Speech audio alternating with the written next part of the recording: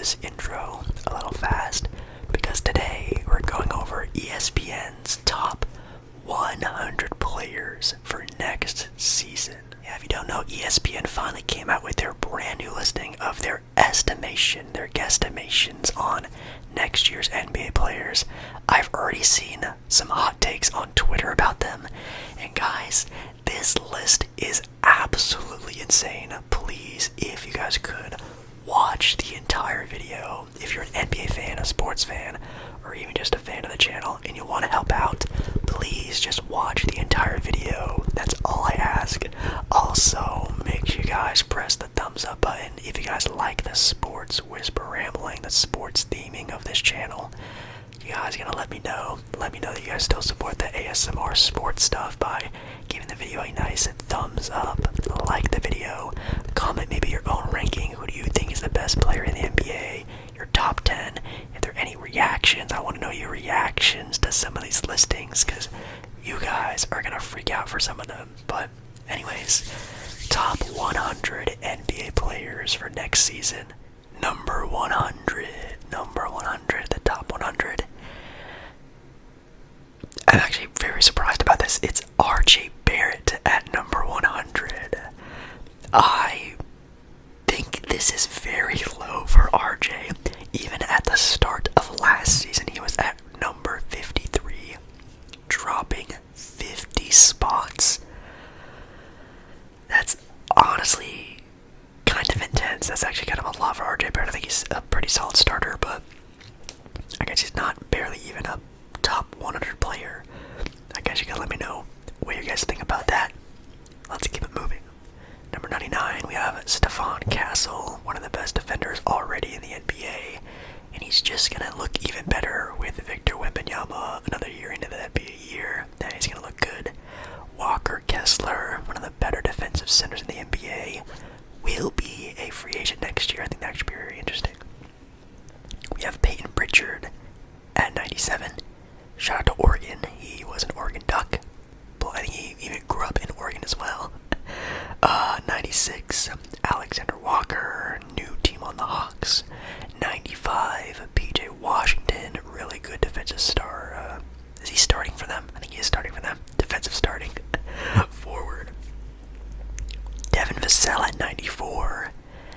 Interesting, he was actually unranked last year. That's kind of crazy. We have Jakob Poeltl at 93. Jakob Poeltl 93. That's definitely not too terrible. Mitchell Robinson at 92. Man, if Mitchell Robinson could just stay healthy, man, he'd be a way more reliable and better player. I mean, look at that. He averaged 5 points and 7 rebounds. That's rough. Oh, that's his fantasy projection. Never mind. Drew Holiday down all the way to 91. He started the year last year at 36.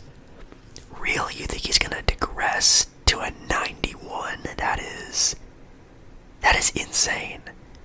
I mean, he is definitely gonna be starting on Portland. He's obviously not gonna be a super large focal point for that team. I am a Blazer fan. I would know these things. But that's kind of crazy. I definitely think he's way better than a 91 ranked player. Wild. Okay. Naz Reid at 90. That's also kind of crazy. That seems pretty low as well. Andrew Wiggins at 89. Cool, I guess. That's not bad. Oh my god, Zach Edey at 88. Zach Edey is going to be a better player than Jakob Poeltl and Drew Holiday and Andrew Wiggins. That's insane. I mean, the dude barely even played last year because he was injured. You really think he's going to stay healthy again this year?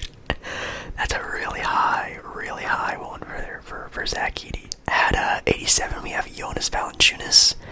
Definitely do think Jonas Valanciunas is better than Zach Edey. But again, Zach Edey, that's pretty high for him. 86, gosh, we have Bradley Beal at 86. Oh man, I mean, he's going to be on a new team on the Clippers, right? He's going to be on the Clippers next year. Wow, that seems pretty low too, but as long as he can just stay consistent, just be a consistent scorer for that team. team that should be pretty good, but I guess we'll never know with the history of Bradley Beal. Not too good. 85, we have Jaden Ivey. Okay.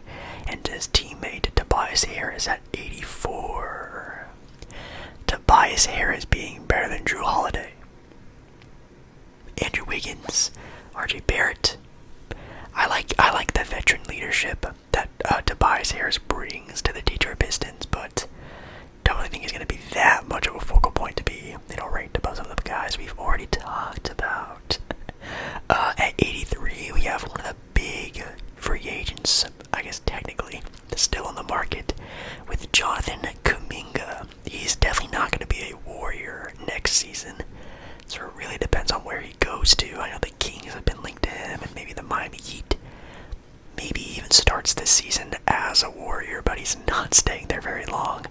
I'm really interested to see if there's a team that can sort of unlock Jonathan Kuminga, because he really has some good potential. 82, Norman Powell had almost like an all-star year last season. Now going to the Miami Heat, that should be very interesting to see how that works with them. Do I think he's going to break out again and be super good, super awesome? Probably not, because Tyler Hero is there, and Tyler Hero needs his touches. Tyler Hero and Norman Powell, that's like a backcourt. I don't really like the sound of that. Of Andrew Nembhard at 81. Definitely going to be hopefully showing off this year, because they do not have Tyrese Halliburton anymore, ladies and gentlemen. So Nembhard, Benedict Mathurin, those guards are going to really have to show up. J.J. McConnell, hopefully they can show off. At 80, we have the very old now, DeMar DeRozan. I'm still not a very big fan of that Sacramento Kings team, and DeMar DeRozan, even though he is a super solid player, doesn't really help them at all. Offensively cool, defensively kind of yikes nowadays. 79, we have Onyeka Okongwu. Whoa. Onyeka Okongwu over the guys we've already talked about. He's starting for them, right? I know we're starting to get to like some like NBA starting players like DeMar DeRozan and stuff like that. Okongwu at 79, that's kind of high in my opinion, but I guess we'll just have to wait and see. One of my boys at 78, Toumani Camara. If you say this is too high for Toumani Camara, this guy is going to be on the defensive player of the... he's going to be on the all-defensive team pretty much every single year till he probably retires. 77, we have Brandon Ingram. Not too shabby. And at 76, we have Brandon Miller. Whoa. Brandon Miller over Brandon Ingram. I don't know if I could be super confident in saying that yet. I mean, I love Brandon Miller, even as a Scoot Henderson. Scoot Henderson's on my team. I would much rather have Brandon Miller than Scoot Henderson. He looks super, super good as a sort of offensive wing. That's interesting. Oh, my battery's at low percent. Jaden McDaniels at 75. Super solid defender, just kind of a little bit more ahead of a guy like Toumani Camara. 74, we have Jabari Smith Jr. Whoa, okay, they are expecting Jabari Smith Jr. to get a big jump. Oh no, I don't believe that. Derek Lively, Dallas Mavericks center, really hope they can stay healthy. He's also one of the best rim-running defensive bigs in the NBA. 72, we have Zach LaVine. Wait, so why do they have Zach LaVine so high, but DeMar DeRozan so low? In my honest opinion, they're still kind of, I don't want to say on the same sort of level, but like, I mean, DeMar DeRozan, Zach LaVine, both offensive-minded players. Zach LaVine can shoot the three. DeMar DeRozan, a more mid-range guy. Both really can't play defense. Don't really know why Zach LaVine is even rising. I mean, Zach LaVine is even higher on the ranking than he was last year. I don't agree with that at all. I think it should be, well, kind of around that same sort of like 80 range, I guess. Kobe White is here at 71, dropping almost 20 spots from his last year ranking. I'm also not really a big fan of what Chicago is doing with like their rebuild right now. I mean, I guess Josh Giddey is their team's best player. I really think they should maybe try to look to trade Vucevic, Kobe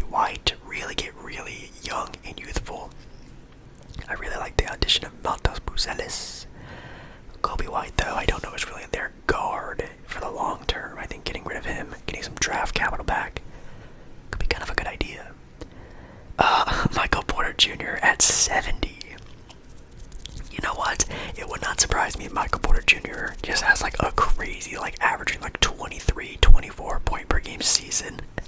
He's going to be able to do pretty much whatever he wants to do on the Brooklyn Nets. He's an NBA champion. He's probably the most accoladed player on that team's roster right now. He's going to run the show in Brooklyn, and I'm pretty sure they're going to let him do whatever he wants to do, because if it goes well, they can trade him for a lot of draft capital.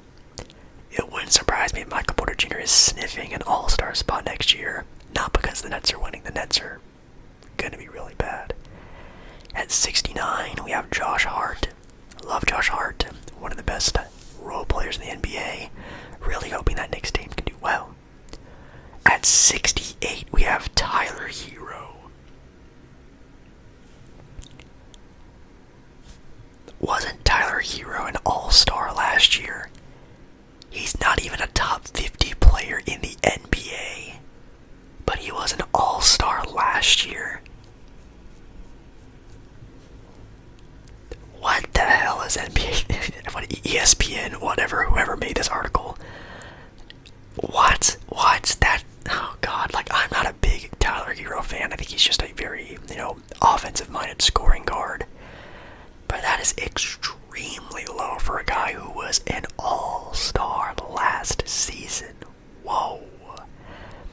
67. Oh, we have Cam Johnson on his new Denver Nugget team. Really think he's going to shine on that roster. He's literally the perfect plug-and-play guy for that team. Denver, guys. Denver might be my pick for the NBA championship.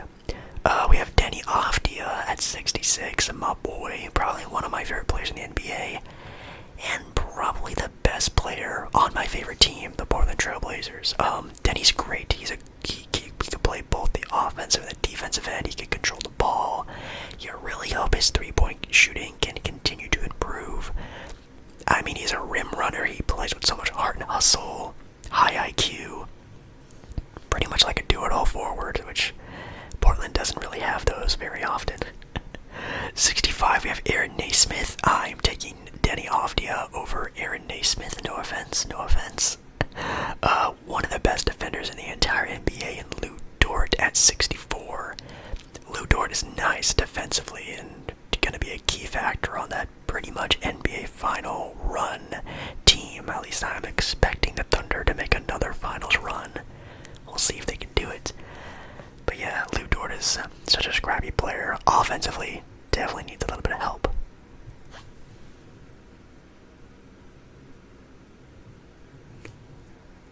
Oh my God, LaMelo Ball is not even a top 50 player. Guys, I am so scared to scroll to see who they have over LaMelo Ball. Did LaMelo Ball lose a leg in the offseason? Why is he so low? Like, I get it. LaMelo Ball is a very inconsistent player. He cannot stay healthy. But when LaMelo Ball plays, he is one of the best point guards in the entire NBA. I do not care what you have to say to that. That is insane. Oh my God.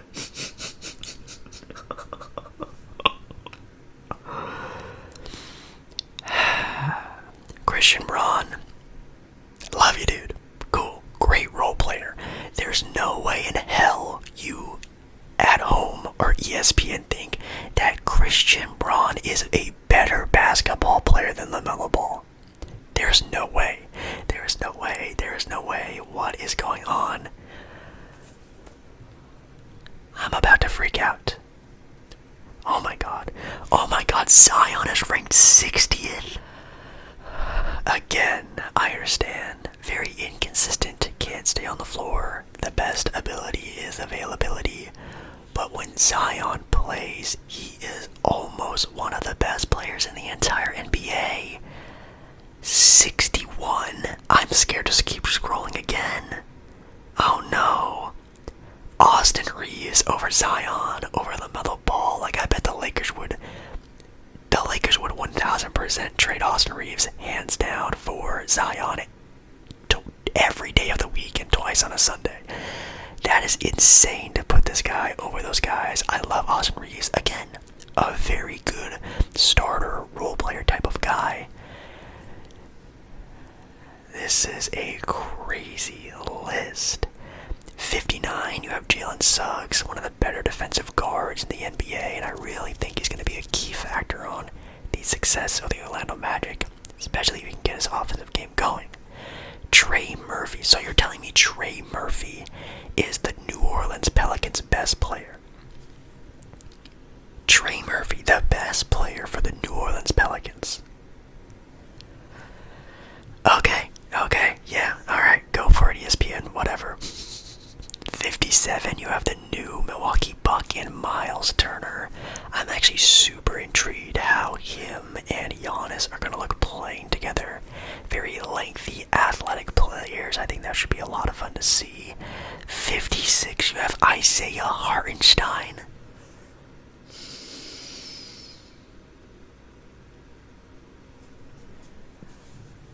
I'm going to have a brain aneurysm. This is insane. Isaiah Hartenstein, very solid NBA player. Great if he's your backup big. But dear Lord, over the players that we've already mentioned is mind-boggling. He averaged 11 points and 10 rebounds. It's okay. 55, you have Dyson Daniels. Man, you can even argue this kid being the best defender in the NBA. I think he led the league in steals last year as well. And he also was the most improved player and finished second place in Defensive Player of the Year, all defensive first team.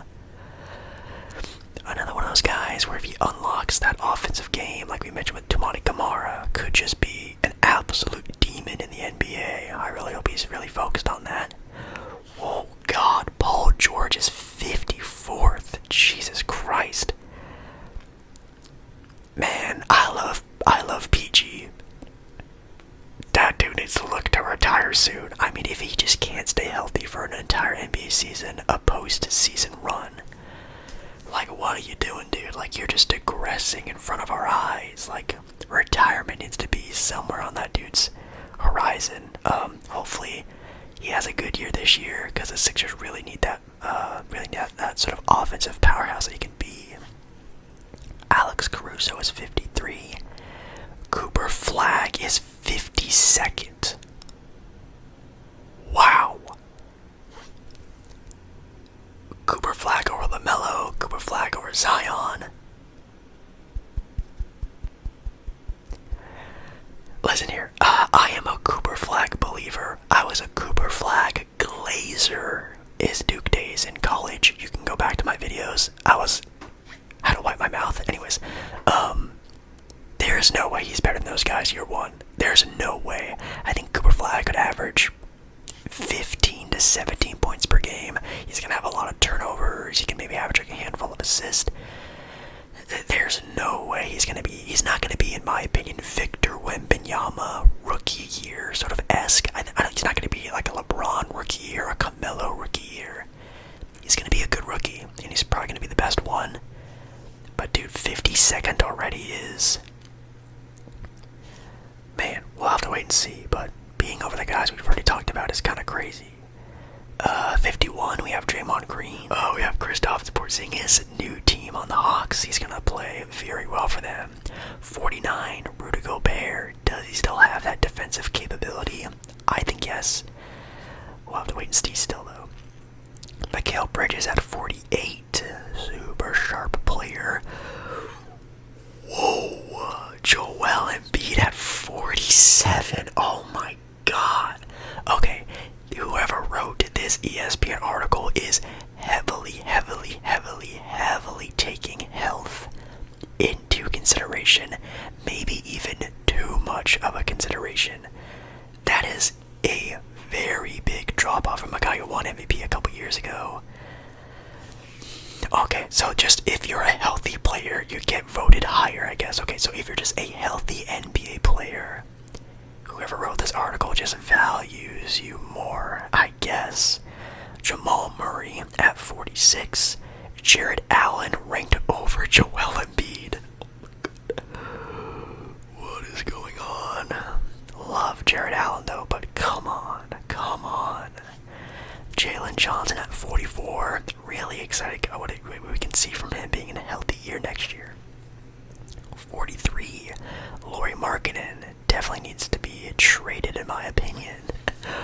32nd, Julius Randle actually looked pretty solid in the Timberwolves' first year last year. OG Anunoby at 41. Man, I cannot wait to see the Knicks play next year. 40, you have Aaron Gordon. 39, Desmond Bane, now on the Orlando Magic, trading, I think, like, what was it, 4 first-round picks for him. Kind of questionable, but he is one of the best three-point shooters, a 3-and-D guy. He's going to look extremely good in Orlando next year. 38, we have Darius Garland, ranked pretty highly over, again, LaMelo Ball, but a little bit over Jamal Murray. Would you rather have Darius Garland or Jamal Murray? It's kind of a good question. 37, wow, what is this, year 4, year 3 for Ahmed Thompson, already a top, almost 30 player. Wow, that's kind of crazy. So I think they're ranking Ahmed Thompson as the second best player in Houston. Is Ahmed Thompson the second best player for Houston? Ahmed Thompson's your Robin to Kevin Durant. I don't know if that's a title-winning team just yet. 36, we have Zubac, Big Zoo. He had a really good year last year. 35, you have De'Aaron Fox playing with Wemby. It's going to be sick. Domantas Sabonis at 34. And Ja Morant at 33. Whoa. The Memphis Grizzlies team is going to be very interesting to see this year. This year. Obviously, last year, firing their head coach. The whole sort of debacle with Ja and Jaren. Are they sort of ready? Are they a good duo? Blah, blah, blah. A trade happening soon. Boy, it's going to be really interesting to see what happens to Memphis next year. Franz Wagner at 32. In my opinion, that's kind of low. Speaking of Jaren, we have Jaren Jackson Jr. here at 31. 30, top 30, Scotty Barnes. Scotty Barnes at 30. Yeah, he's probably like one of the best players in the entire NBA. I mean, we're in the top 30. He's the best player for one of the 30 teams. Makes sense for being at number 30. 29, we have Trae Young. Now that is very low for Trae Young, in my opinion. I think this year will be probably the Hawks' best individual season. I don't know about the postseason success. I don't think the Hawks will be, a playoff conference finals team like they were a couple years ago. Do they have the potential to be? Yes, but I think regular season this might be the best we've seen the Hawks. 28, we have Tyrese Maxey, ranked very highly over his teammates of Paul George and Joel Embiid. 37, we have Karl-Anthony Towns. 26, we have Derek White. Oh my god. Derek White ranked 26th. Is Derek White almost a top 20 NBA player? Bro, I'm all for the Derek White glaze, but I think Derek White is overrated now. I think he's a really good player. But you're putting Derek White in NBA All-Star category, and that is not Derek White. They actually have Alperen Sengun ranked as the Rockets' second best player. I guess they're hoping for a big Alperen Sengun run next year, and I guess that's very possible. Offensively, yes. Defensively, still not very much there. That's pretty interesting. 24, we have Chet Holmgren. I like that spot for him. James Harden at 23. James Harden had a really good year last year, and I guess they're just hoping he stays at that sort of level again. Pascal Siakam at 22. Pascal is going to have to play extremely well next season for, not having Tyrese Halliburton for the entire year. Bam Adebayo at 21. Not bad. Kawhi Leonard at 20. Okay, how the hell is Kawhi Leonard 20, but Joel, Zion, LaMelo, Paul George, all of these extremely injury-prone players are getting decimated in this ranking, but Kawhi Leonard can still be a top 20 NBA player? Inconsistent reporting. Boo. Inconsistent. 19, we have Jaylen Brown, obviously with no Jason Tatum. Gotta be super successful in order for the Celtics to be good next year. 18, we have Jimmy Butler. 17, one of my favorite players in Paolo Banchero. 16th, we have Devin Booker. He should be looking really good next year with his own team to do literally whatever he wants to do. 15, we have Donovan Mitchell. 14, again, another injury-prone player getting praised for some reason. Anthony Davis, who, when healthy, is obviously extremely good. 13th is Evan Mobley. Whoa. Wow. ESPN is expecting Evan Mobley to just be on a crazy run next year. Okay, so they're expecting a huge jump from Evan Mobley. At 12, you had Cade Cunningham, who had a good breakout year last year. Gotta keep it up. At 11, we have Jalen Williams. Oh my god. Yeah, okay. Talk about bold predictions. At number 10, your boy Jalen Brunson. Not bad. I think he's kind of around that early top 10 ranking. Defensively, still kind of meh. What offensively is an engine for that team. Number 9, you have Kevin Durant, who, Jesus, might be his last sort of big-time run to be able to win a championship. At number 8, you have LeBron James. Okay, LeBron, no offense, is not a top 10 player. Like, you could definitely put in like a Jaylen Brown or someone else in there. I know they're not ranking probably like Damian Lillard and Jason Tatum. They're not going to rank Tyrese Halliburton because they're going to be out for the entire year. But I guess with those three guys out, sure, you can throw LeBron in there, but wow, LeBron still a top 10 player. Interesting. 7, you have Steph Curry. Like that spot for him. At 6, you have Anthony Edwards. I really think Anthony Edwards should probably be higher on this list, but let's see who he has ranked above him. Whoa. Victor Wembanyama ranked above Anthony Edwards. Is Victor gonna be better than Anthony? Wow. At 4, you have Giannis Antetokounmpo with the new-looking Milwaukee Bucks. God, gonna have to pray for Giannis because he's gonna need a lot of help. At number 3, we have Luka Doncic. Luka's always gonna be a top 3 player. He's that good offensively.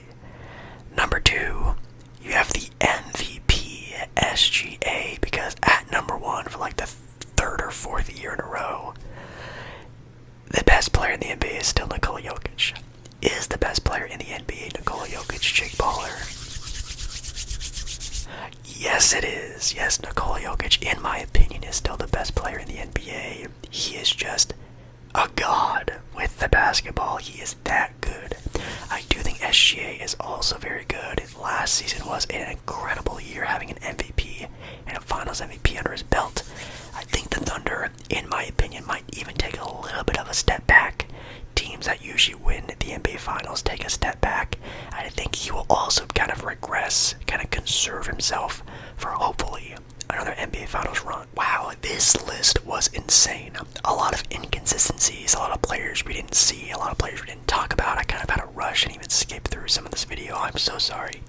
I even have to like edit a lot of this video out because I've already been filming for like an hour. So, my God, insane. Bad listing, not a good one, but that's what makes it kind of fun.